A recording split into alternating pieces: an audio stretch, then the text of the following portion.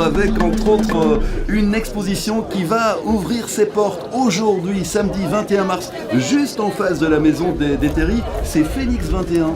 Phoenix 21, oui, Phoenix pour la Renaissance. En fait, mort et renaissance d'un bassin industriel, 21 pour 21e siècle.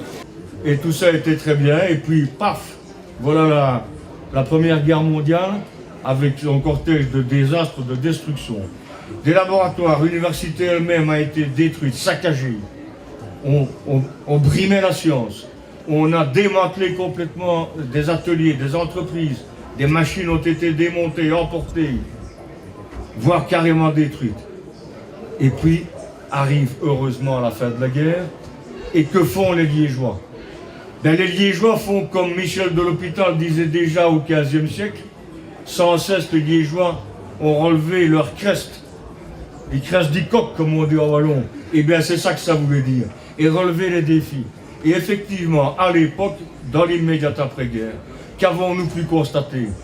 Des ingénieurs ingénieux se sont donné la main avec des entrepreneurs entreprenants. Et en faisant des travailleurs avec des droits conquis de haute lutte, notamment à la sueur et au sang, à travers la guerre, mais ont conquis des droits civils et politiques beaucoup plus grands. Déclaration universelle du suffrage, du suffrage universel, malheureusement encore que pour les hommes à cette époque-là, les 8 heures et j'en passe.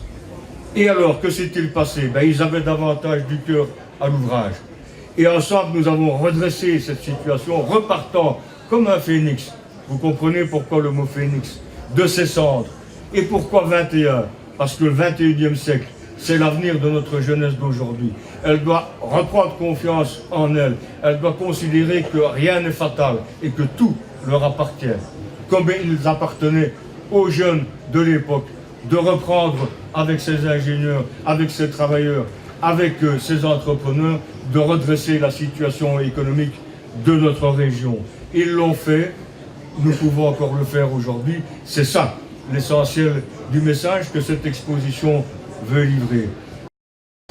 Et ils sont bien stupides, ceux qui croient que l'on peut faire une ingénierie technologique ou une ingénierie technologique ou une ingénierie économique en la séparant de l'ingénierie sociale. Le progrès technologique et le progrès social sont indissociables. Et ceux qui aujourd'hui veulent les séparer et les casser sous prétexte de performance courent à la catastrophe. Mais si nous unissons ces éléments, si nous restons ensemble, dans ce sens du progrès technique, du progrès de l'instruction et du progrès social, eh bien, la Wallonie vivra sa 3e révolution industrielle.